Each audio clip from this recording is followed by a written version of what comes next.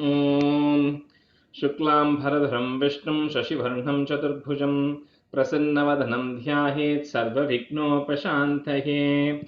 ॐ सहना भवतु सहनौ भुनक्तु सह वीर्यं करवावहै तेजस्विनावधीतमस्तु मा विद्विषावहै। ॐ शान्तिः शान्तिः शान्तिः। अगजानन पद्मार्कं गजाननमहर्निशम् अनेकदन्तं भक्तानाम् एकदन्तमुपास्महे। श्रीमहागणपतये नमः। गुरवे सर्वलोकानां भिषजे भवरोगिणां निधये सर्वविद्यानां श्रीदक्षिणामूर्तये नमः।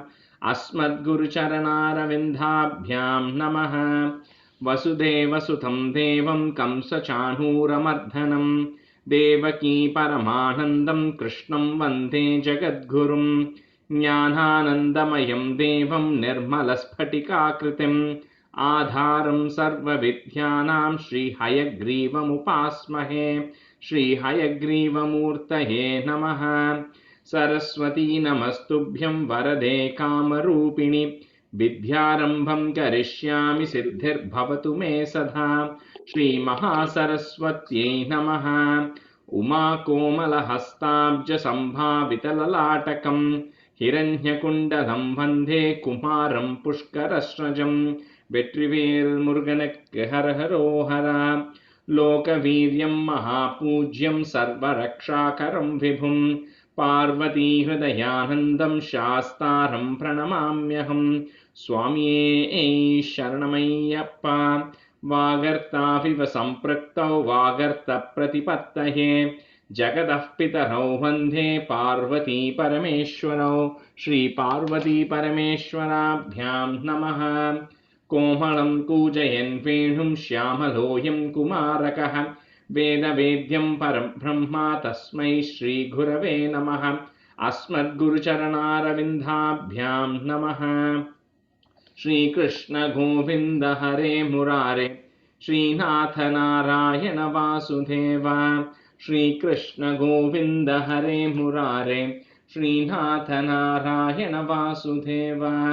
श्रीकृष्ण गोविन्द हरे मुरारे श्रीनाथ नारायण वासुदेव।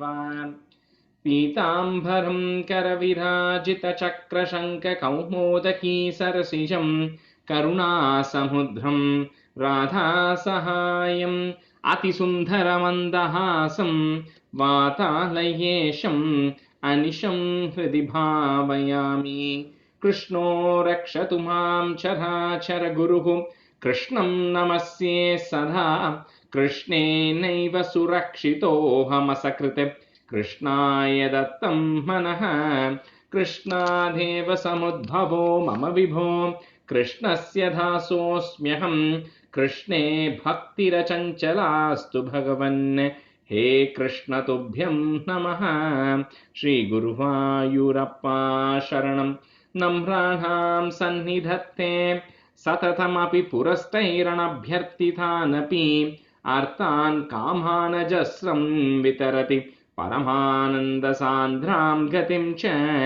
इत्थं निःशेषलभ्यो निरवधिकफलः पारिजातो हरे त्वं क्षुद्रं तं शक्रवाटी ध्रुममभिलषति व्यर्थमर्त्यव्रजोऽयं। श्रीगुरुवायूरप्पा शरणं श्रीभट्टपादम् अनिशं हृदि भावयामि। वंशीविभूषितकरात् नवनीरदाभात् पीताम्बरात् अरुणबिम्बफलाधरोष्टात् पूर्णेन्दुसुन्दरमुखात् अरविन्दनेत्रात् कृष्णात् परं किमपि तत्त्वमहं न जाने। കൈരണ്ടും കൂപ്പി ഞാൻ വീണ്ടുമീറക്കുന്നു നീരജലോചന നിന്നോടായി. ഏതീനു മഞ്ഞനെ കുമ്പീടേണ്ടാത്തോരു രീതിയിൽ നീ എന്നെ പാലിക്കുന്നായി. കൃഷ്ണ ഹരേ ജയ കൃഷ്ണ ഹരേ ജയ കൃഷ്ണ ഹരേ ജയ കൃഷ്ണ ഹരേ. And welcome everyone to the class. So today, so we'll do a quick review of 14. So Aarti, can you say 14? I'm sorry, Rajesh. I did not get a chance to practice. I can do it. But yes, I will try and practice and get ready, Rajesh. I'm so sorry. Okay. So okay, Jyoti Garu, you can do it. Okay, I can do it. Yeah. Okay. Normally, I don't give people a choice to pick, but I'll make one exception this time. But from next time, absolutely, I require you all to practice and come, because otherwise you won't be able to catch up, right? So okay, who else can say 14 today other than Jyoti Garu? I can do it. I can try. Do you want me to say? Yeah, Purnima, Pasumati, now அந்த பேட்ச்ல இருக்கிறதுனால I don't want you to say this time, right? So Purnima, you do it. So Purnima and Jyoti do it, and then Aarti and Lavanya, you can be students today, okay, on 15. Sure. Okay. All right, Jyoti Garu, go. Okay. Sri Krishnaya Parabrahmane Namaha. Samanusprutataavakangri yugmaha samanuh pankaja sambhavanga janma nijamantaramantaraaya hinam charitam te khatayan sukam ninaya samaye kalu tatra kardamakyo druhinachaya bhavastadiya vacha dhrutasargaraso nisargaramyam Bhagavam Swamajutam Samasisheve Garudopari Kalamega Kamram Vilasat Keli Saroja Pani Padmam Hasitolasitananam Vibhotvam Vapura Vishkurushe Smakardhamaya Suvate Pulakavrutaya Tasmai Manuputrim Daitam Navapi Putrihi Kapilancha Sutam Svameva Paschat Svagatim Chapyanugruhya Nirgato Bhuhu Samanushyatarupaya Mahishya Gunavatya Sutaya Cha Devahutya Bhavadita Naradopadishtaha Samagat Kardamamagati Pratiksham Manuno Prutancha Devahutim Taruniratnamavapya Kardamosau Bavadarchana Nidrutopi Tasyam Drudashushushanaya Dadau Prasadam Sapunastvadupasana Prabhavat Daita Kama Krute Krute Vimane Vanita Kula Sankulo Navatma Vyaharaddeva Pateshu Devahutya Shatavarshmata Vyatitya Soyam Navakanya Samavapya Dhanya Rupaha Vanayana Samudyatopi Kanta Hitakruttvajjana Notsukonya Vatsita Nijabartrubhira Bhavannisheva Nirataya Mata Deva Devahutyam Kapilasvamajayata Jananam Pratayishyan Paramatma Tattva Vidyam Vaname Yushikardame Prasanne Mata Sarvasvamupadishan Jananyai Kapilatmaka Vayu Mandiresha Tvaritam Tvam Paripahi Mam Gadau Ghat. Very good. Shri Krishnaya Parabrahmane Namaha. Very nice. Om Krishnaya Namaha. Samanusmrtatavakangri-yukmaha Samanoh Pankaja Sambhavanga Janma Nijamantara-mantaraya Hinam Charitam te Katayan Sukam Ninayam Samaye Kalu Tatra Kardamakyo Druhinachaya Bhavastadiya Vacham Dhritasargaraso Nisargaramyam Bhagavam Swamayutam Samasisheve Garudo Parikalamega Kamram Vilasat Keli Saroja Pani Padmam Hasitola Sitananam Vibhotvam Vapura Vishkurusheshma Kardamaya Stuvate Pulakavrutaya Tasmai Manuputrim Dayitam Navapi Putrihi Kapilam cha sutam swameva paschat swagatam chapyanugrihya nirgato bhuh samunashrata rupaya Samanush. समनुष्यरूपया महिष्यां गुणवत्या सुतया च देवहूत्यां भवतीरितनारदोऽपि तिष्ठः Sorry, Purnima. Bhavadhirit naradopadiштः. नारदोऽपि दिष्टः Not naradopi, naradopadiштः.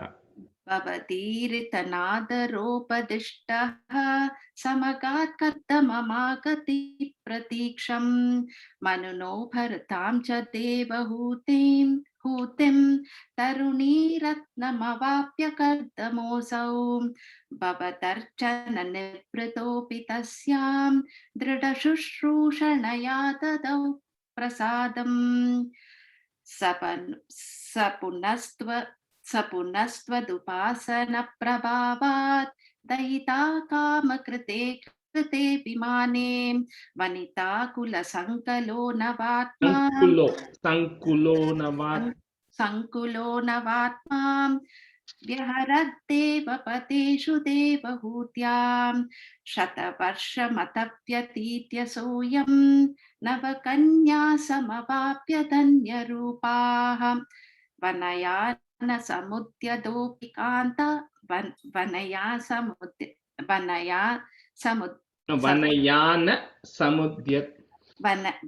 वनयान समुद्यतोऽपि कान्ता हितकृत्वज्जननोत्सुको न्यवात्सीत्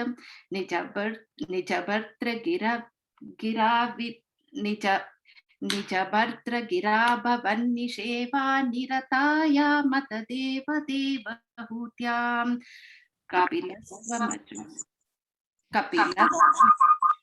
कपिलस्त्वमजायता जनानां प्रतियिष्यन् परमात्मतत्त्वविद्यां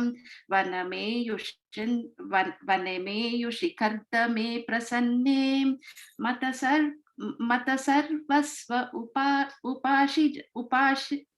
उपादिशन् जनन्यै कपिलात्मक वायुमन्दिरेशात् त्वरितं त्वं परिपाहि मां गदौगात्. Shri Krishnaya Namaha. Very nice. Just one question I had, Purnima, and maybe it is, I don't know if it's the way I am hearing it or the way you are saying it. If you just go to the 7th stanza, right, and the 3rd line and 4th line at the end of it, Navatma Devahutya, are you saying a im at the end of it by any chance? No, Devabhutya. Okay, that's fine. Okay, because I wasn't sure. I was hearing it, but I wasn't sure if you were saying it or not. That's why I wanted to just check. So, okay. No worries. Okay, so let's start with 15 today. I think we already have done, I think 4, right? We already finished 4 stanzas. Yeah, 4. So what I will do is I'll say the 4 stanzas. I'm going to explain the meaning of the 4, and then we'll start with the 5th stanza, right? So this one, like we said last time, there are multiple times where the Lord has actually come and given philosophical instructions, right? So we all know about the Bhagavad Gita that Krishna did. Everybody knows that. Then Hayagriva, when the Lord took birth as Hayagriva to recover the Vedas, there was again some principles which were actually taught. And then in Ramayana, in the Yuddha Kandam, so Rama gave some philosophical advices to Vibhishana at that time. And then Krishna with the Bhagavad Gita, we know. And this Kapilopakyanam is also very, very famous along with the likes of Bhagavad Gita. It is based on the Sankhya philosophy. It's a very complicated philosophy. And, so we won't get too much into the details because even I'm not too much of an expert, right? But if you have any questions as we're going, maybe high-level questions I can answer, but I'll try to explain it in very simple terms, right? So we saw in the last chapter how the God took birth as Kapila, and then he gave this advice to his mother Devahuti, right? And so this chapter 15 is actually those teachings. So stanza 1. Matiriha gunasakta bhandakritteshvasakta thu amrita kridu parundhe bhakti yogastu saktim mahadanugamalabhya bhaktirevatra sadhya Kapilatanuritetvam Devahutyainyaghadihi. So in this, the basic logic on which this works is, it says anytime it's all about sense and mind control. That's the essence of this philosophy, right? So it says whenever we have attachment to something, it gives us happiness, because the soul is actually conditioned to think that whenever the sense organs like or don't like, that's what it is driving towards, right? So you have attachment towards something that causes happiness, which means when you don't get what you're seeking for, that actually causes worries. So that is very basic. So now in this it says the mati, which is referring to your mind or your intellect, when that mind is attached to sensory objects, because of the attachment, it actually causes bondage. And the only way that you can actually fully get liberated is to avoid that attachment to that object. But the problem is it's very difficult for any common man to completely cold turkey, right? Completely avoid that bondage or avoid attachments to all these sense objects. So here, one of the ways that he's recommending here is, the one way you can do it is mahadanu ghamalabhya. The only way is through devotion. And the devotion, how do you get devotion, is with association with holy people, right? So in Santana Dharma, we say, that Sangam, the association or the group you are establishing is also extremely important. And later on in the 90s, one of the 90th chapter, there's an entire para which is actually which talks about this, right? So if you want to become wealthy, you follow what Warren Buffett or Elon Musk is telling. So similarly, if you want to get more devoted, you have to associate yourself with more devotional people, and that's how you gradually build on the devotion. And step by step, as you build more devotion, step by step, you will start having less attachments towards things, which means you'll have less bondage, and that's the only way you can actually get yourself liberated. So that's the first thing. So Kapila Tanu Rititvam Devahutye Nyagadihi. Like we said, in Narayaniyam, Bhattitripad is always talking in first person to Guruvayurappan. So he's saying, oh Lord Guruvayurappa, you, Tvam, in the form or in the body of Kapila Tanuriti, in his form, you advised this to Devahuti, which is his mother. So go to the second stanza now. Prakriti mahadahankarascha tanmats Prakriti mahadahankarascha matrascha bhutani apihrudapi dashakshi purusha panchavimshah iti vidita vibhago muchyate sau prakritya kapilatanuritetvam devahutye nyagadihi. So now this is getting into the core of Sankhya philosophy. So in general, in Hindu thing, you must have heard of the word Advaitam, right? For those who are familiar with it, Advaitam means not two, which means it's only one. That's the meaning of it. So Sankhya philosophy is the opposite of it. It actually believes in two things at the end of the day. It says that there is a Purusha who is the supreme consciousness that is there in pure form, Purusha. And all this Purusha does is it doesn't change. It's just a witness to things. That's the Purusha. Then there is a second thing which is called as the Prakriti or the Mula Prakriti. So this Prakriti is in a equilibrium form, right? So you have the Sattvam, Rajas and Tamas gunas. So when all the three gunas are in complete equilibrium, this Prakriti is existing by default. It is not manifested. Then what happens is this Prakriti and Purusha, when they actually join together, then it starts manifesting in various things. So the step by step, they're describing what those are. So first it says is this Prakriti is number one. Next it says is Mahat. So Mahat means intelligence or intellect. So intellect is number two. Then Ahankaram. Ahankaram is the sense of I-ness, me, like so individuality, ego. You can think of it as ego as well, Ahankaram. Then Matra. Matra is referring to the 5 Tanmatras. So which are the 5 sensory perceptions, right? You have sound, touch, smell, taste and form. So those are the 5 Tanmatras. Then Bhutani. So you have the 5 Panchabhutas, right? So the air, fire, water, space and earth, those 5 Bhutas. Then Hrit. Hrit is referring to mind. And Dashakshi is referring to 10 Akshis. So 10 organs. So there are 5 sensory organs and there are 5 organs which are action oriented, right? So the action oriented organs are your speech, your mouth, your hand, legs, your genitals, and all of those are action oriented. So all of these, if you put together, there are 24 of these things. And then it says there is another 25th, which is Purusha Panchavimshaha. That Purusha is a 25. That's why this is called Sankhya philosophy, because Sankhya has 2 meanings. One is it could mean knowledge. The other meaning of Sankhya in Sanskrit is numbers. So it's based on numbers, where it's saying there are these 24 things, or 23 of that are formed because of Prakriti manifesting itself due to the various things. And then there is a 25th thing, which is Purusha, which is completely independent of all of this. Now, it is so complicated even to understand or to explain, but what at the end of the day Kapila is telling here is the one who understands this in the Jnana Yoga, right? So if you want to follow the path of knowledge to get liberation, he's saying the one who understands that the Purusha is independent of all of these 24 things will get liberated. That's you instructed Devahuti. So if we don't understand it, that's okay. We always have the Bhakti Margam, which is what we are pursuing, right? But that is the definition of Sankhya philosophy in a gist.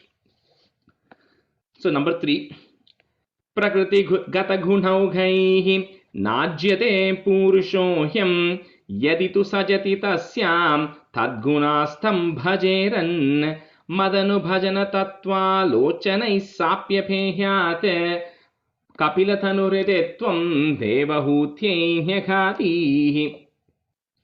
So this Purusha, which is that supreme, that pure consciousness, right? Now, depending on how you research it or read it, it has got different definitions and different meanings. It could be a concentration, a full consciousness of all the souls, or it could be like one soul in just, that could also be called as a Purusha. So this Purusha, by default, like I said earlier, it is in a very stable, unmanifested form. This, when it comes in contact with the Prakriti, when the equilibrium of the Sattvam, Rajas, and Tamas get disturbed, that's when all these things starts manifesting. So when the Purusha attaches itself to the Prakriti, then the Jiva happens, which is a Jivatma. So when you might have heard of the Jivatma, Paramatma, 2 terms, right? So the Jivatma or the Jiva is the Purusha attached to the Prakriti, and the Paramatma is the Purusha which is not attached to the Prakriti. So that's one simple way of thinking about it. So here again, Bhattaripad is saying, or what Kapila is saying is, by Matanu Bhajana Tattva Lochanaihi, one who's constantly worshipping me. So Kapila is telling this, right? So Kapila is telling one who's constantly worshipping me and trying to understand my true nature, then what happens is this Prakriti will separate from that Purusha, and that soul will get liberated and go join into the main consciousness. So that is again the whole liberation, right, that we are actually talking about here. So stanza 4. Bimala Matirupataihi Asanadhyair Madangam Garuda Samadhirudham Divya Bhusha Yudhankam Ruchitulita Tamalam Shilayetanu Vedam Kapilathanuretetvam Devahutyaihyakatihi. So like I said earlier, this one talks a lot about sense and mind control. And when someone asks, how do you attain that sense and mind control? Chapter 4 of Narayaniyam is talking all about Ashtanga Yoga, which is what Patanjali had talked about. So yoga, meaning itself, people generally, yoga means people say is doing those exercises, right? Asanas. So yoga is coming from the root word called yuj, which means union. So this is actually talking about union with God. That's the ultimate purpose of yoga. So in the Ashtanga Yoga, it talks about 8 steps that you have to actually follow. And in that, your posture, which is asana, which is what the yoga that we all see, right? People doing yoga, that is step number 3. And step number 8, it ends with samadhi, which is a final yuj or the union, right? So this one, the only way it says is you can actually get purifying your mind and your senses is to follow this Ashtanga Yoga, which by the way is extremely complicated. Each step of it is extremely complicated. And finally, when you look at people who have attained samadhi, they have actually gone through all those steps, and that's the reason they're able to get to that state of samadhi. So here, what Kapila is saying is, one way you can get rid of all this, control of your sense, right, and meditating is to meditate on me. He says, Kapila is saying this, by constantly meditating on my form. And like we said in Dasakam 1, stanza 1, Brahman or the God is formless. So, but if anybody tells you that, meditate on something which has got no form, maximum you'll do it for 10-15 minutes and then you're going to be not able to do it. So here they're saying, he says, you meditate on my form, which is Garuda Samadhi Rudam, where I am mounted on Garuda. If you remember Kardama in the previous chapter, that is how he had meditated, right? He says, I am seated on Garuda, Divya Bhusha Yudangam, I'm having divine ornaments and everything, and that's, imagine me in that form and meditate on me in that form.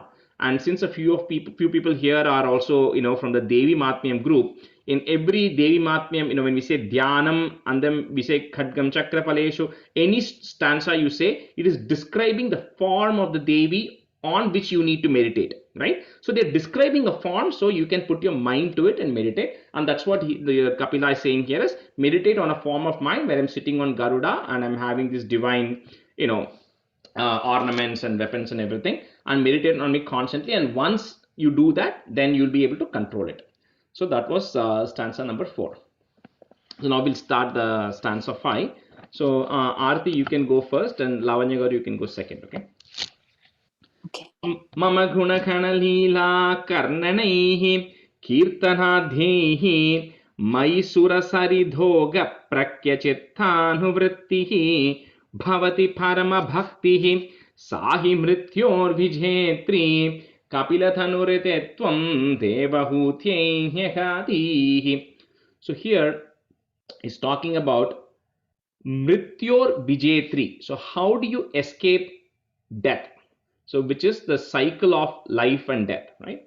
See, the only way to escape this is where you have to have, the example is giving is the Sura Saritoga Prakya Chittanuvriti. He's saying the mind, the devotion in your mind should be such that when the river Ganges is coming from the Himalayas and it is actually flowing, it actually flows in a very uninterrupted, steady stream of flow that the river is having, right? So he's saying similarly, your mind should have such a steady flow of devotion, and the way you can get that devotion is Akarnaihi, by listening to Mama Guna Ghana Leela. So Kapila is saying you listen to my greatness, right? So the whole of Narayanam, and this comes in multiple places towards the end as well, where even Krishna's advice is that is, all you got to do is you listen to all the things I have done, and that is going to inculcate devotion and bhakti in you. So listen to all of my greatness, listen to all the activities and leela that I have done, and then kirtanadhyahi, and keep chanting my name. Whether you're reading Narayanam or Sahasranamam or anything, says constantly chant my name, and then your mind, the devotion has to flow just like how the Ganges is flowing uninterrupted from the Himalayas. And with that, you will get Parama Bhaktihi, you will get supreme devotion as a result of that, and that's going to help you overcome Mrityor Vijetri, overcome the cycle of life and death. So Mama Guna Gana Leela Karnanaihi, and then put a comma after that. Kirta Nadhyaihi. So put a visarga at the end of that line and a comma.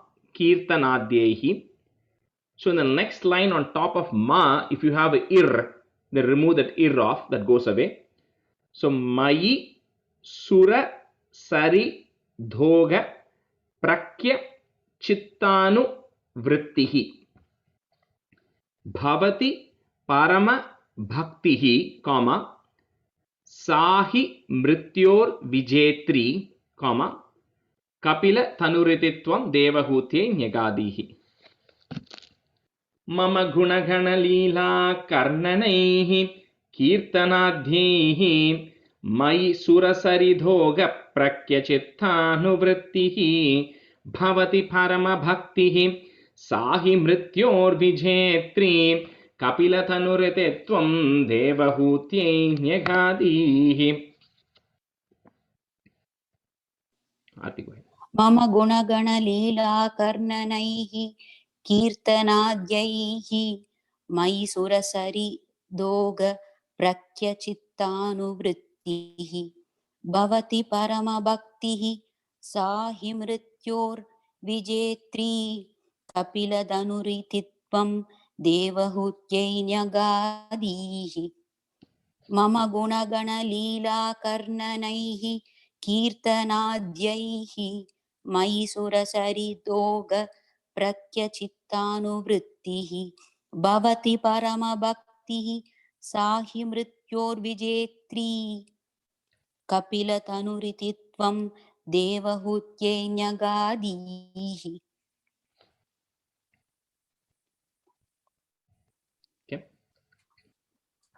मम गुणगणलीलाकर्णनैः कीर्तनाद्यैः मयि सुरसरिदोषप्रख्यचित्तानुवृत्तिः भवति परमभक्तिः सा हि मृत्योर्विजेत्री कपिलतनुरितित्वं देवहूत्यै न्यगादीः. So after Mama that, guna- Lavanya Garu, after that Parama Bhaktihi, just pause briefly, okay? There's a comma there. Okay. मम गुणगणलीलाकर्णनैः कीर्तनाद्यैः मयि सुरसरिदोषप्रख्यचित्तानुवृत्तिः भवति परमभक्तिः सा हि मृत्योर्विजेत्री कपिलतनुरितित्वं देवहूत्यै न्यगादीः. Stanza 6. Ah बहुलहिंसा सञ्चितार्थैः कुटुम्बं प्रतिदिनमनुपुष्णन् स्त्रीजितो बालधानी विशतिः गृहसक्तो यातनां मय्यभक्तः कपिलतनुरितित्वं देवहूत्यै न्यगादीः. So you all know about in Ramayana the story of Vishwamitra, right, where he was a robber, and once when he was actually, somebody met him in the forest and said, who are you doing it for? And he says, I'm doing it for my family. And then that person tells him, you go and ask your family if they are willing to take share in the pavam that you have done so far. And then when he goes and asks his family, his wife and his children, and they say no, they are not, he says, it's your responsibility to take care of us, and if you do bad things on the way, it's not our responsibility, right? So similarly, what Rajesh, one second. Sorry for disturbing. Valmiki, Valmiki, not Vishwamitra, right? Sorry, Valmiki. Yeah, Valmiki. So thanks. So ademari, similarly in this case here, what Kapila is saying is, pratidinam, every day, anupushnan, to feed your family, kutumbam, right? To feed your family, you have to earn money, because that's the only way you can take care of your family. But if you earn it in unfair ways, by being cruel to people and earn it in unfair ways, that's number one. So doing adharmam, number one. Number two, the one who is mai abhaktaha, the one who's not devoted to me, that's number two. And three is here stri jitaha. Stri jitaha means the one who's won over by women.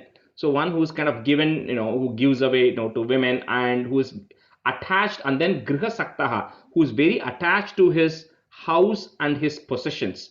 So you need all these things, but you cannot be too attached to it, right? So one who's completely attached to this and then is kind of not devoted to me, and then who's having very unfair means, he says that person is actually going to is building up a lot of bad karma, and says that person will eventually end up suffering over a period of time. That may not be in this birth, but eventually will end up separating here. So the overall thing here is he's saying is not to focus on cruelty and unfair means and greed, which kind of all of these things we know, right? So he's just kind of emphasizing that all of those things just accumulates bad karma on your path.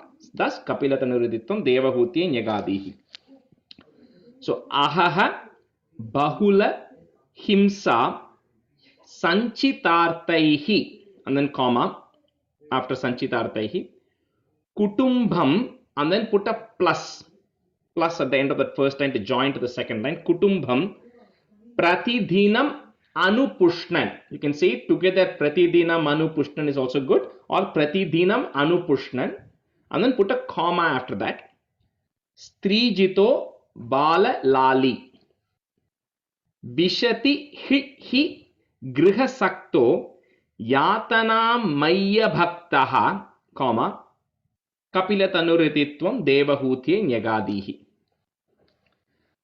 अहः बहुलहिंसा सञ्चितार्थैः कुटुम्बं प्रतिदिनमनुपुष्णन् स्त्रीजितो बाललाली विशतिः गृहसक्तो यातनां मय्यभक्तः कपिलतनुरितित्वं देवहूत्यै न्यगादीः.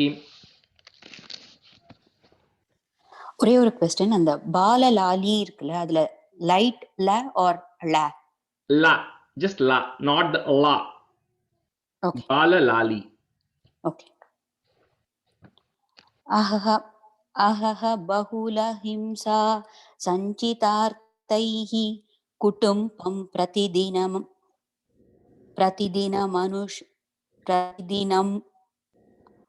அனுபுஷ்ணன் அனுபுஷ்ணன் ஸ்திரீஜிதோ பாலலாலி विशतिः गृहसक्तो यातनां मय्यभक्तः कपिलदनुरितित्वं देवहूत्यै न्यगादीः. अहः बहुलहिंसा सञ्चितार्थैः कुटुम्बं प्रतिदिनमनुपुष्णन्. प्रतिदिनम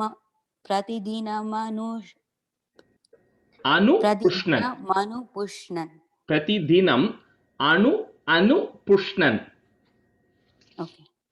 प्रतिदिनम् अनुपुष्णन् स्त्रीजितो बाललाली विशतिः गृहसक्तो यातनां मय्यभक्तः कपिलदनुरितित्वं देवहूत्यै न्यगादीः. अहः बहुलहिंसा सञ्चितार्थैः कुटुम्बं प्रतिदिनम् अनुपुष्णन् स्त्रीजितो बाललाली विशतिः गृहसक्तो यातनां मय्यभक्तः कपिलतनुरितित्वं देवहूत्यै न्यगादीः. अहः बहुलहिंसा सञ्चितार्थैः कुटुम्बं प्रतिदिनम् अनुपुष्णन् स्त्रीजितो बाललाली विशतिः गृहसख्यो यातनां मय्यभक्तः कपिलतनुरितित्वं देवहूत्यै न्यगादीः. Stanza 7. युवति झटर किन्नो जातबोधोऽप्यकाण्डे प्रसवगलितबोधः पीडयोल्लङ्घ्य बाल्यं पुनरपि बत मुह्यत्येव तारुण्यकाले कपिलतनुरितित्वं देवहूत्यै न्यगादीः. So here Kapila is saying Yuvati. Yuvati means a young woman, but it refers to all women in this case. Yuvati Jatara. Jatara is the womb or the stomach, the womb of a young woman, Kinnaha. So when the baby or the child is in the womb before birth, so he says at that point, Jada Bodhopyakandi, that child has knowledge of the supreme reality. It knows what is happening.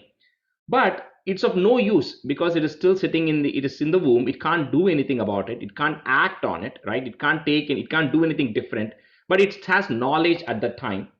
However, prasava ghalita bodhaha, the moment the prasavam happens, the moment that child is actually born now, it completely forgets that knowledge that it has actually gained now.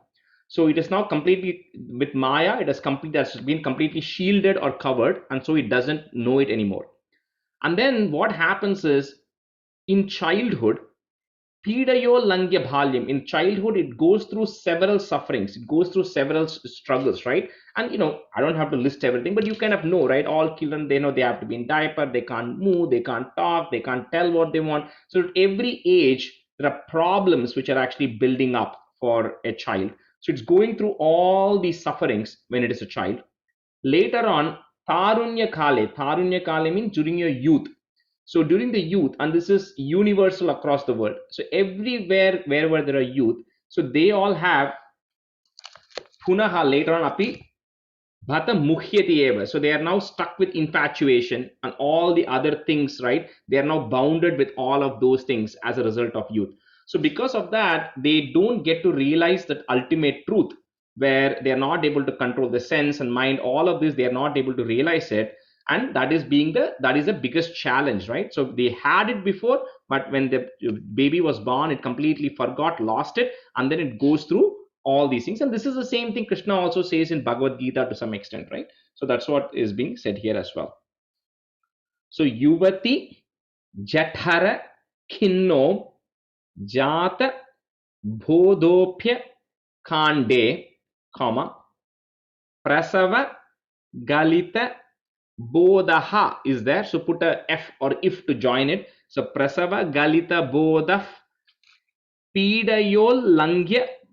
We can't separate that word. So it will be Pidayol Langya Balyam Punarapi Bata Muhyat Yeva. So that it's not a full ha, it's a half ha. So Muhyat Yeva Tarunya Kale, comma, Kapila Tanurititvam Devahutye Nyagadihi.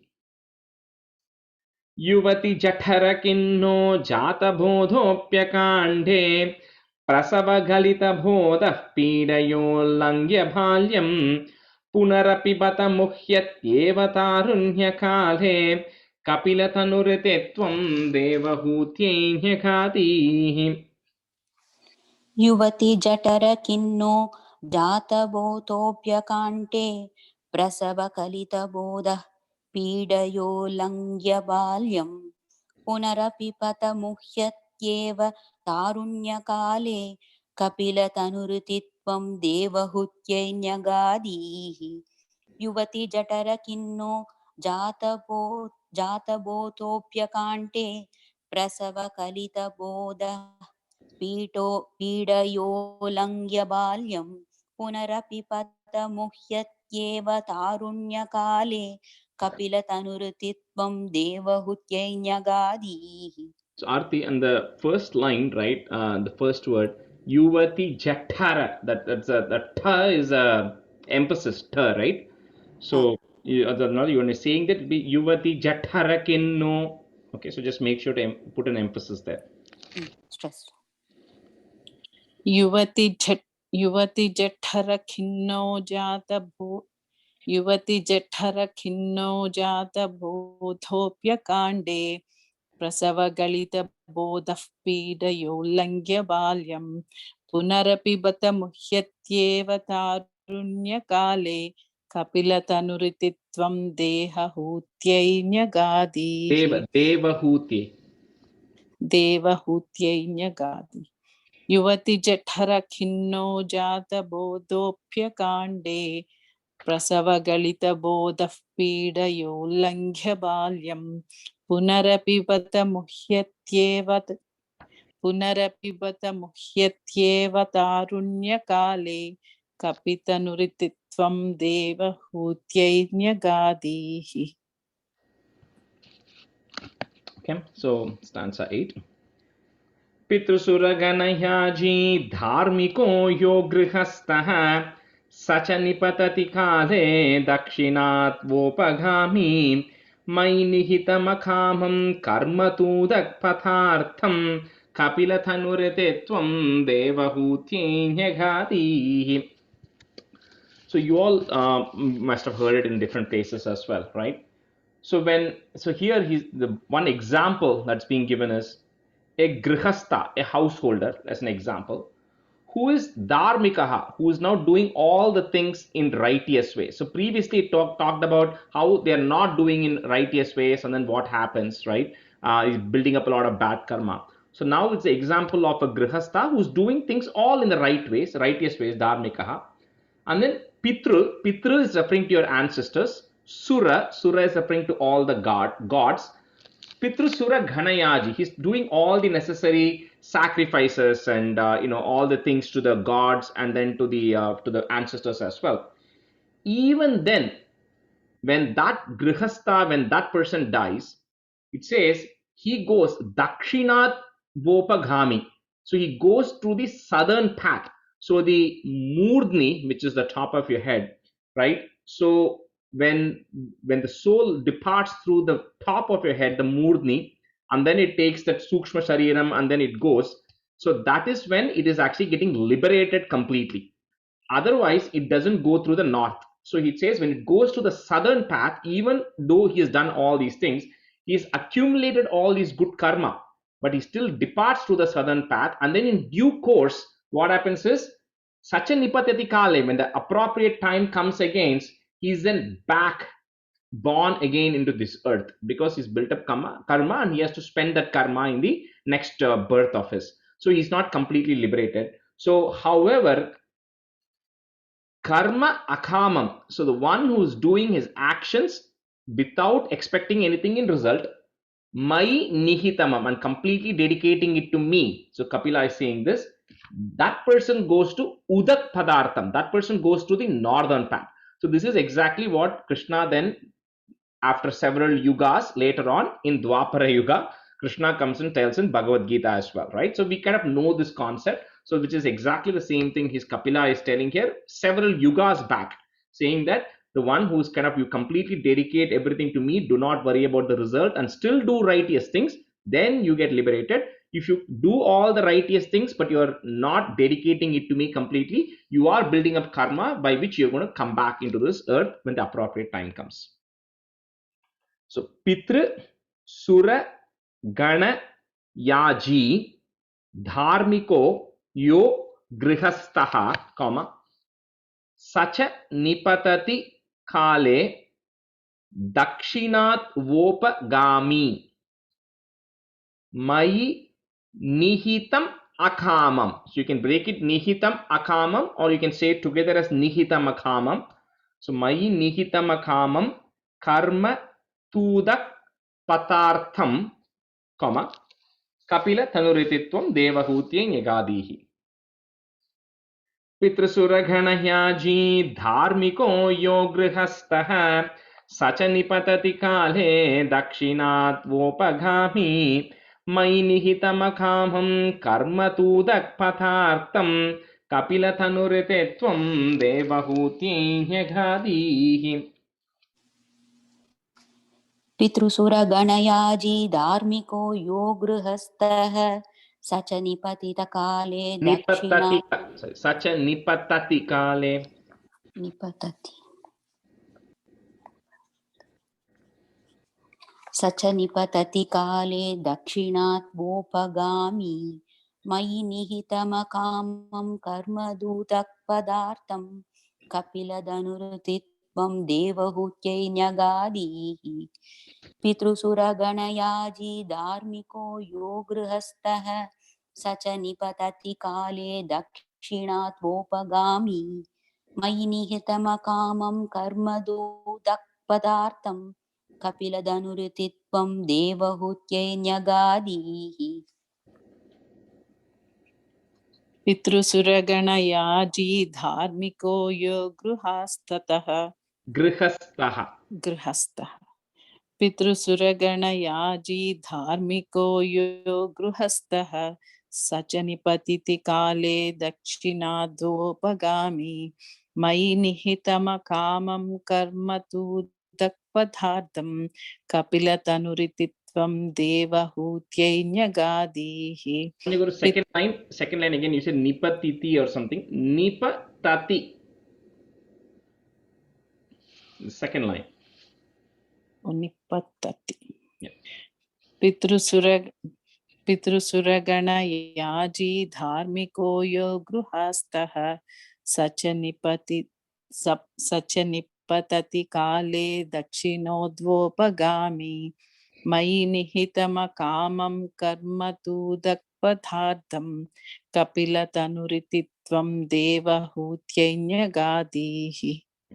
Second line, Dakshinad Vopagami, not Dakshino. Second time you said Dakshino, it's Dakshinad Vopagami. Okay? First time you said it, yeah. The right hand in the. Dakshinad Vopagami. Oh. Okay. Stanza 9. Iti suvidhita vedyam devahe devahutim कृतनुतिमनुगृह्य त्वं गतो योगी संघैः विमलमतिरथासौ भक्ति योगेन मुक्ता त्वमपि जनहितार्थं वर्तसे प्रागुदीच्याम्. So Devahuti, so for whom the Kapila has been giving all these advices and all these instructions, of course, Bhattacharya has really condensed it into just 8 stanzas, right? But this text goes on, right? Even in Bhagavatam, it goes on for much more. So once Devahuti, who learned now what is to be learned, whatever she was supposed to learn, once she's understood it, and then she was then praising the Lord here, and then having anugraha, having blessed her, you then left, Tvam Gataha, you Krishna, as Kapila, you then left Yogi Sangaihi, along with a group of yogis, you then left that place. And Devahuti, whose mind then became clear and she understood all these concepts and she had now become pure in mind, she was eventually Bhakti Yogena Mukta. Eventually, remember, even she, even though she had got this direct instructions from the Lord, she did not go through the Jnana Margam. Bhattacharya is saying she left through Bhakti Margam. So because she still got completely devoted, and then she eventually got liberated through the Bhakti Margam. And now for Tvapi Janahitartham, and Bhattacharya is saying even now for the good of all the people in this world, you are Vartase, you are still residing Prak Udichyam, means you're still residing in the northeast portion. So Bhattacharya is sitting in Kerala and he's saying you are residing in the northeast portion, right? So another reference to where this has been said is in Valmiki's Ramayana. If this one comes, there was a king whose name is Sagara.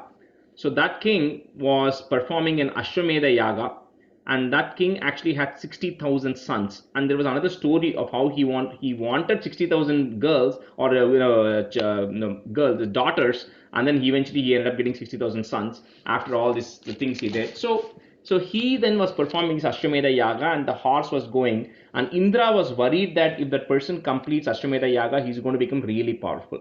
So Indra then ties this horse outside Kapilashrama, which is in north near Badrinath area. So Indra ties his horse there, and all of these sons actually end up coming there, and they see this horse outside Kapilashrama, and they think that sage Kapila, who we spoke about all this time, was the one who actually stole it.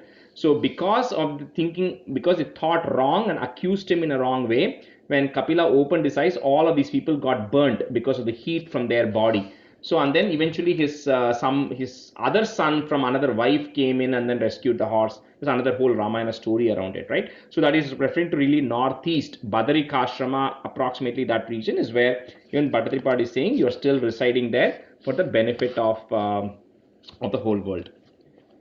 So, iti suvidita vedyam deva he devahutim, comma, kritanutim anugrihya. So you can either break it kritanutim anugrihya or say it together kritanutim anugrihya tvam gato yogi sangaihi vimala matirathasau bhakti yogena mukta twamapi jana hitartam vartase pragudichyam.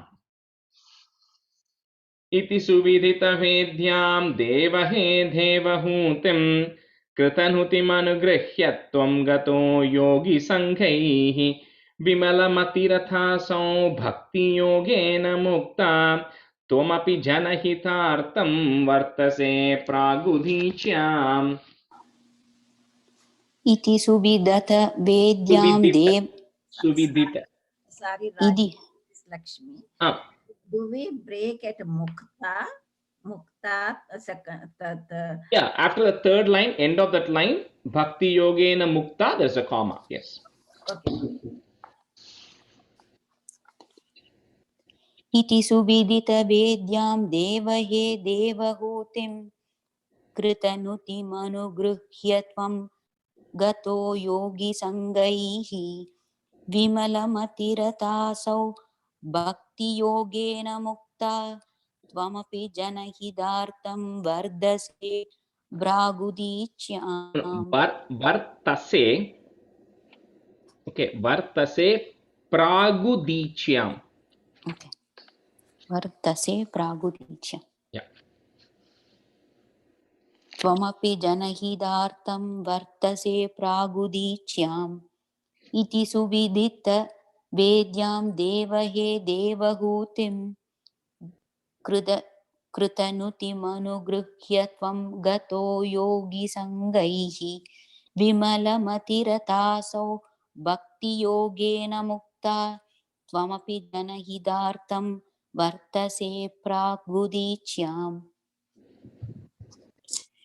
इति सुविदितवेद्यां देवहे देवहूतिं कृतनुतिमनुगृह्य त्वं गतो योगिसङ्घैः विमलमतिरथासौ भक्तियोगेन मुक्ता त्वमपि जनहितार्थं वर्तसे प्रागुदीच्याम् इति सुविदितवेद्यां देवहे देवहूतिं कृतनुतिमनुगृह्य त्वं गतो योगिसङ्घैः विमलमतिरथासौ भक्तियोगेन मुक्ता त्वमपि जनहितार्थं वर्तसे प्रागुदीच्याम्. Stanza 10. परमकिमु बहुक्त्या त्वत्पदाम्भोजभक्तिं सकलभयविनेत्रीं सर्वकामोपनेत्रीं वदसि खलु दृढं त्वं तद्विधूयामयान्मे गुरुपवनपुरेशा त्वय्युपादस्त्वभक्तिम्. So in the end, Bhattadripat says, Parama, O Lord, Kimu Bahutya, what more do I have to say? You know, I've already explained all these things so many times. There's nothing more left to say. Twat Pada, your feet, Amboju. Amboju means Amboja is a flower. So your feet, which is like a lotus, your lotus feet, Bhaktim, devotion to that lotus feet, Sakala Bhaya Vinetrim, it is going to eradicate or remove all the fears that one actually has. And Sarva Kamopanetrim, and it also fulfill all the desires.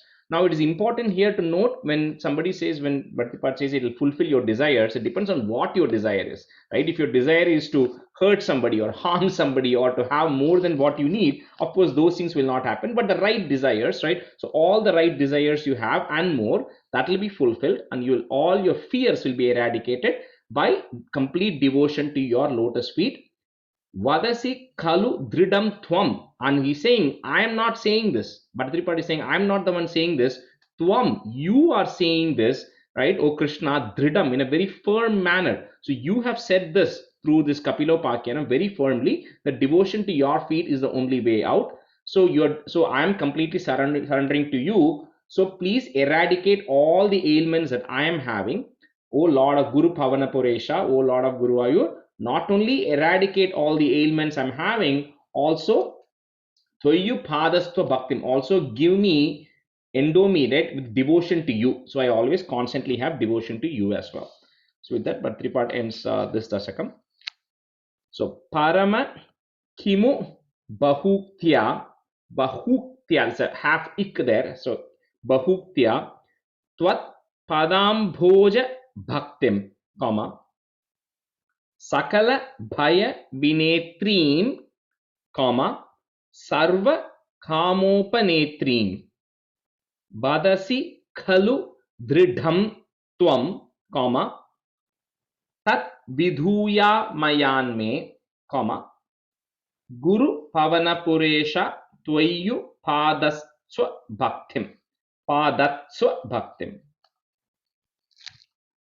परमकिमु बहुक्त्या त्वत्पदाम्भोजभक्तिं सकलभयविनेत्रीं सर्वकामोपनेत्रीं भदसि खलु दृढं त्वं तद्विधूयामयान्मे गुरुपवनपुरेशा त्वय्युपादत्स्वभक्तिम्. परमकिमु बहुक्त्या त्वत्पदाम्बोजभक्तिं सकलभयविनेत्रीं सर्वकामोपनेत्रीं वदसि खलु दृढं त्वं तद्विधूयामयान्मे गुरुपवनपुरेश त्वय्युपादत्स्वभक्तिम्. परमकिमु बहुक्त्या त्वत्पदाम्बोजभक्तिं सकलभयविनेत्रीं सर्वकामोपनेत्रीं वदसि खलु दृढं त्वं तद्विदूयामयान्मे गुरुपवनपुरेश त्वय्युपादत्स्वभक्तिम् परमकिमु बहुक्त्वा त्वत्पदाम्भोज Bahuktya. बहुक्त्या परमकिमु बहुक्त्या त्वत्पदाम्भोज भक्तिं सकलभयविनेत्रीं सर्वकामोपनेत्रीं वदसि खलु दृढं त्वं तद्विधूयामयान्मे गुरुपवनपुरेश त्वय्यपादात् स्वभक्तिम् Lavanya Guru, परम sorry, the second line and third line, after that Sakala Bhaya Vinetrin, there is a pause. And similarly, in third line, after Dridam Tvam, there is a pause. Okay. There's a comma there.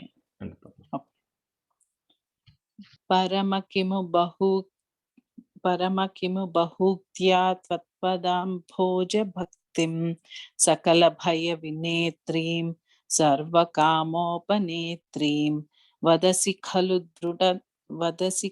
दृढं त्वं तद्विदूयामयान्मे गुरुपवनपुरेश त्वय्युपादत्स्वभक्तिम् Shri Krishnaya Parabrahmane Namaha. Okay, let's start 17. And I know Purnima had asked this question, so I'll tell for the benefit of others. So generally, we will only go at the rate of 1 dasakam per class, right? In this 1.5 hours. Some chapters like what we saw, 14, 15, and 12, were all really small chapters. So you can generally will do 1 dasakam and maybe 3 or 4 stanzas, right? Even 17, which we are going to do, is a relatively easy chapter. Then later on, when we go to 24 and 25, which Narasimha Avadaram and all comes, those are relatively harder chapters. So that would take us more than 1 class to finish it. So over a period of time, you will see that at the end of the day, we'll be going at the end of 5 or 6 sessions, you will see we would have finished 5 or 6 chapters. So that's the general average, right? So anyway, I don't expect you to like this class.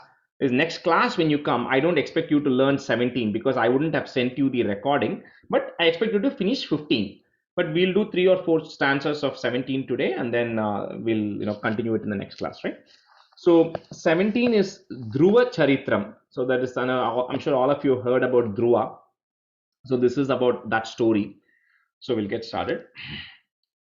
Uttanapada nrpater manunandhanasya Jaya bhabhuva suruchirnitaramabhishta Anya sunitiriti bharturanadrithasa Tvameva nityamagate sharanam gata bhut. So this starts with a king whose name was Uttanapada. This king Uttanapada was the son of Manu. So last time or 2 classes back or something, I explained the whole Manu, who the Manus are. So the Uttanapada is the son of Manu, and this Uttanapada had 2 wives.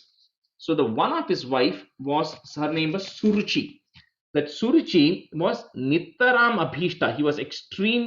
He liked her extremely more, a lot and more than the other wife. So that is the first wife, Suruchi. Then his second wife, whose name was Suniti. So that Suniti was completely ignored by Uttanapada, and he neglected her and he didn't pay much attention to her. So because of which she was completely helpless, and being completely helpless, what she does is she then went to you, O Lord, and took refuge in Tvameva. He just took refuge in you alone. Nityam, on a regular basis, eternally, she was completely dedicated to you because she didn't have any other place. So Sharanam Gatabhu. So she took refuge in you. So that's the setup here. And the 2 wives, Suniti and Suruchi. So Uttana Pada Nripater Manu Nandhanasya, Jaya Bhuva Suruchir Nitaram Abhishta. So you can either break it as Nitaram Abhishta or Nitaram Abhishta. Anya Sunitiriti Bhartura Nadrita. Bhartur Anadrita or Bhartura Nadrita Sa, Tvameva Nityam agatihi is there, so put a ish to join. So Tvameva Nityam agatish Sharanam Gatabhut. उत्तानपादनृपतेर्मनुनन्दनस्य जाया बभूव सुरुचिर्नितरामभीष्टाम् अन्यासु नीतिरिति भर्तुरनादृता सा त्वामेव नित्यमगतिः शरणं गताभूत्.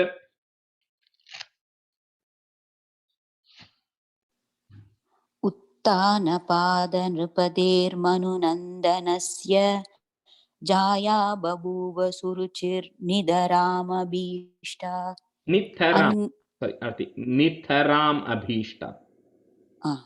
नितरामभीष्टा अन्या सुनीतिरिति भर्तृरनातृता सा त्वामेव नित्यमगतिः शरणं गताभूत्. So the third line, bhartu, that the third is a tu, okay.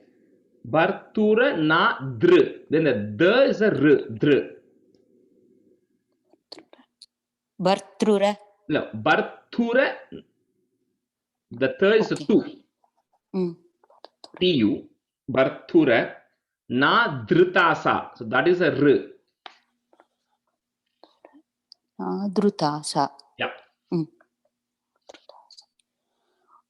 उत्तानपादनृपतेर्मनुनन्दनस्य जाया बभूव सुरुचिर्नितरामभीष्टा अन्या सुनीतिरिति भर्तुरनादृता सा त्वामेव नित्यमगतिः शरणं गताभूत्. उत्तानपादनृपतेर्मनुनन्दनस्य जाया बभूव सुरुचिर्नितरामभीष्ट अन्या सुनीतिरति भर्तुरनादृता सा त्वामेव नित्यमगतिः शरणं गताभूत्. उत्तानपादनृपतेर्मनुनन्दनस्य जाया बभूव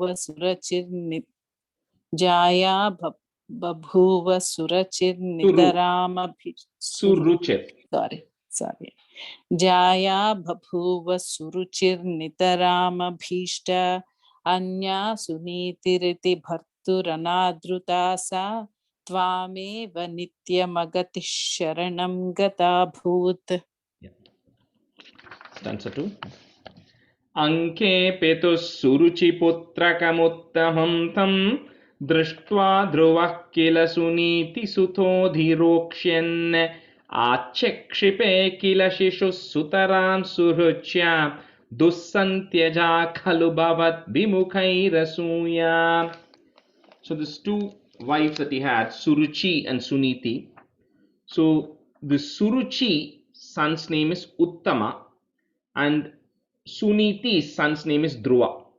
So because Suruchi was more closer to Uttanapada, the king, so this her son Uttama was sitting on his father's lap one day, and Drishtva, on seeing Ange Pitu on the father's lap, this Uttama sitting, Dhruva, who was the son of Suniti, also wanted to go and sit on his father's lap.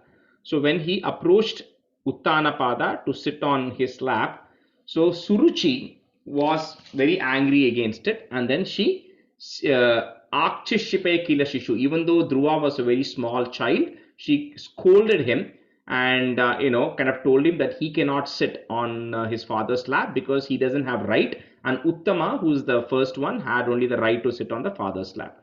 So because of that, she scolds him. So here Bhattatripat says, Dus bhavad vimukaihi, people who are not devoted to you, because in the previous stanza he talks about how Suniti is completely devoted to the Lord and is completely dedicated herself to the Lord. So he says Suruchi, people like Suruchi who are not devoted to you, you know, jealousy cannot be given up by those people. They are always jealous of others because they are not completely devoted to you. So nothing can be done. So because they are not devoted, that's the reason she was feeling very jealous and she did not let Dhruva sit on his father's lap.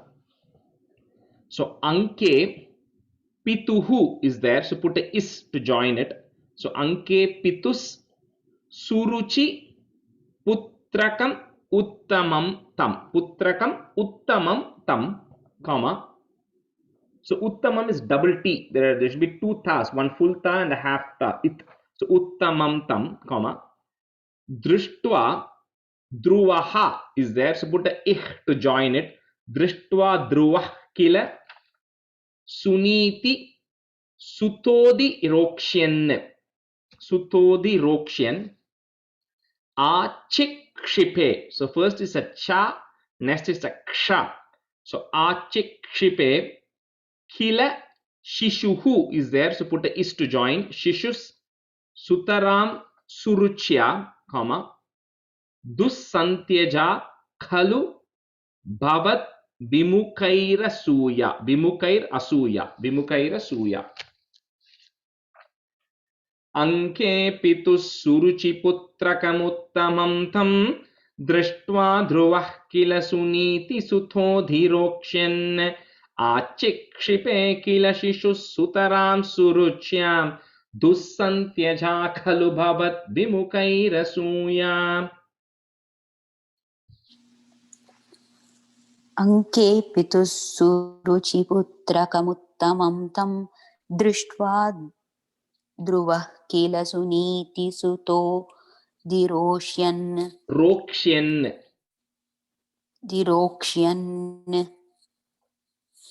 achikshipe kila shishusutaram suruchya dusyantyaja kalu bhavat vimukaira suya. Anke pitus suruchi putrakam tam drishtva Dhruva kila suniti suto dirokshyan achikshipe kila shishusutaram suruchya dussantyaja kalu bhavat vimukaira suya. Anke Pitus Suruchi Putrakam Drishtva Dhruva Kila Suniti Sutodi. Drishtva Dhruva Kila Suniti Sutodhi Rokshyan Achikshipe Kila Shishus Sutaram Suruchya Dussantyaja Khalu Bhavat Vimukaira Suya. The third line, Lavanya Garu, is just Sutaram, and you were saying something slightly different. Sutaram. No, it's not Sutaram. Sutaram. Oh, it's not. Okay. Sutaram. Anke Pitus Suruchi Putrakam Drishtva Dhruva Kila Suniti Sutodhi Rokshyan Achikshipe Kila Shishus Sutaram Suruchya Dussantyaja Khalu Bhavat Vimukhaira Suya. Stanza 3. Tvanmohite pitari pashyati dharavashye Duram dhurukti nihata sagatho nijambam Sapi swakarma gati santaranaya pumsam Tvatpadameva sharanam shishave shashamsa. So now when he's now told by Dhruva cannot sit on his father's lap. At this time, Uttanapada was actually looking at it, right? He was seeing it, and although he felt very bad about it, here Bhattaripad says is being under the influence of your Maya, O Lord. His father, who was Pashyati Dharavashi, even though he was seeing, he was under the control of his first wife. And so because he was under the control of his wife, he did not say anything to her, and because of it, Dhruva could not sit. So when Dhruva then becomes very sad, what he does is Gato Nija Ambam. So he then went back to his mother, and then he complained about this to the mother. And the mother, she being again a devotee, right? So Suniti being a big devotee of the Lord, anyway, she advised her child is for pumsam, for normal human beings, right? Swakarma gati santaranaya. Whatever is happening to you is result of the actions or the results of your actions that you had in the past. It's the result of your karma. So she says it's all happening because it's the effect of your own actions. So nothing can be done about it. And the only hope you have is Tvat Padam Eva Sharanam, that your feet is the only refuge. So Bhattacharya is telling this to Krishna, right? So he's telling this as if he's telling it a story to Krishna. So he's saying, so she told Dhruva that your feet is the only refuge for normal human beings who cannot get over the effects of their karma. So Twan Mohite Pitari Pashyati Daravashye, comma, Duram Durukti, Ikti, Durukti Nihataha is there. So put a is Nihatas Sa Gato Nijambam. Sapi Swakarma Gati Santaranaya Pumsam, comma, Tvat Padameva Sharanam Shishave Shashamsa. Tvanmohite Pitari Pashyati Dharavashye Duram Durukti Nihata Sagato Nijambam Sapi Swakarma Gati Santaranaya Pumsam Tvatpadameva Sharanam Shishave Shashamsa. Tvanmohite pitari pashyati taravashye duram durukti nihatas sagato nijambam sapi swagarmagati Karma. santar. Sorry, Arti. Sapi Swakarma, not Garma. Okay.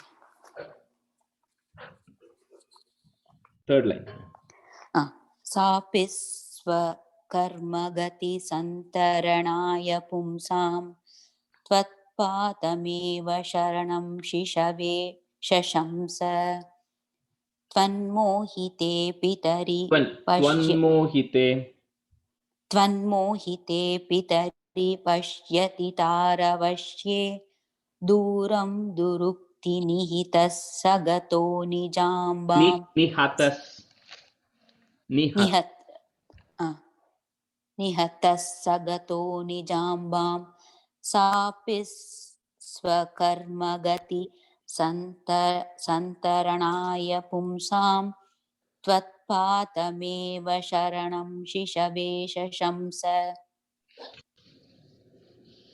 Tvanmohite pitari pashyati daravashye duram durakti nihatas sagato nijambam sapi swakarma gati santaranaya pumsam tvatpadameva sharanam shishave shashamsa. Lavanya Garu, second.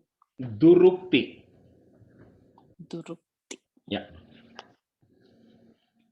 Tvanmohite pitari pashyati daravashye duram durukti nihatas duram durukti nihatas sagato nijambam sapi swakarma gati samtaranaya pumsam tvatpadameva sharanam shishave shashamsa. We'll do one last one, then we can start. Akarnyasopi bhavadarchana nischithatma mani niretya nagarat khila panchavarshaha sandrishta narada nivedita mantra margaha tvamararada tapasa madukananante. So now Dhruva, whose his mother says only choice is to take refuge in the Lord's feet. So he then Niryetya Nagarat, he leaves his town. And how old is he? He's Kila Panchavarshaha. He's only 5 years old. So he then decides to leave town. And then he decides to go to the forest. So he's like Bhavad Archana. So to devotion to you, Nishchidatma. He's so determined that he wants to worship you and get and solve his problems that he leaves his house. And then on his way, he meets Sandrishta Naradaha. He meets Narada on his way. And Narada then tells him mantra margaha. He tells him what is the mantra he has to chant to get to the Lord's feet, how he can obtain the Lord. And then he says Twama Rarada Tapasa. So he then decides to do penance. Dhruva decides to do penance in the forest name called Madhu. So Madhu Khananante, in a forest called Madhu, Dhruva decides to do penance, and Narada is instructing him how to do that. And the mantra that Narada told Dhruva is Om Namo Bhagavate Vasudevaya. So he says, say this, right? And this is the mantra that Narada then preaches Dhruva, which he then starts telling in the forest. So Akarnya Sopi Bhavadarchana Nishchitatma, comma, Mani Niretya Nagarat Kila Panchavarshaha Sandrishta Narada Nivedita Mantra Margaha. So put a visarga at the end of that line and put a comma. Next line, if you have a is, remove that is out. So Twam Araradha. You can either break it as Twam Araradha or Twamararadha Tapasa Madhu Khananante. Akarnyasopi Bhavadarchana Nishchithatma Mani Niretya Nagarat Kila Panchavarshaha Sandrishta Narada Nivedita Mantra Margaha Twamararada Tapasa Madhu Khananante.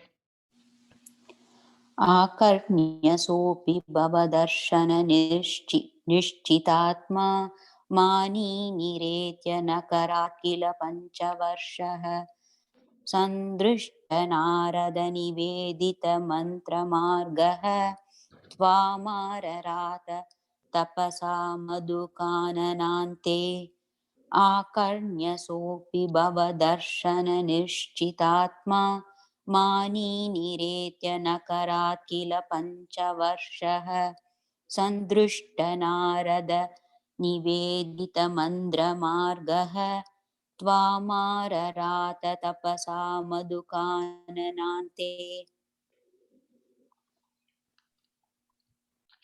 आकर्ण्यसोऽपि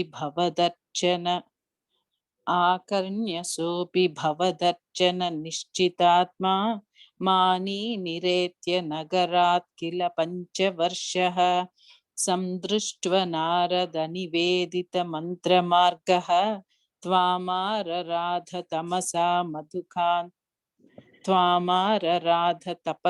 मधुकाननन्ते. So third line, San Drishta, not some, San Drishta. And the last word is Madhu Khananante. Madhukananante. Akarnyasopi bhavadachana nishchitatma mani niretya nagarat kila panchavarshaha sandrushta narada nivedita mantra margaha tvamararatha tapasa madhukananante. First line, second time when you said Bhavadarchana or something. First time you said it correct. Bhavadarchana. Bhavadarchana. Yeah. Okay. All right. So we'll end the class here. Shri Krishna Parabrahmane Namaha. Sandhanandhavabodhatmakamanupamitam Kaladeshavadebhyam Nirmuktam Nityamuktam Nigamashatasahasrena Nirbhasyamanam Aspashtam Drishtamatre Punarurupurushartatmakam Brahmatattvam Tattavat Bhati Sakshad Guru Pavanapure Hanta Bhagyam Janaham Kahena Vacha Manasendriyerva Buddhyatmanha va Prakrute Swabhavat Karomi Yatyat Sakalam Parasmai Narayanayeti Samarpayami. Thank you. Thank you all.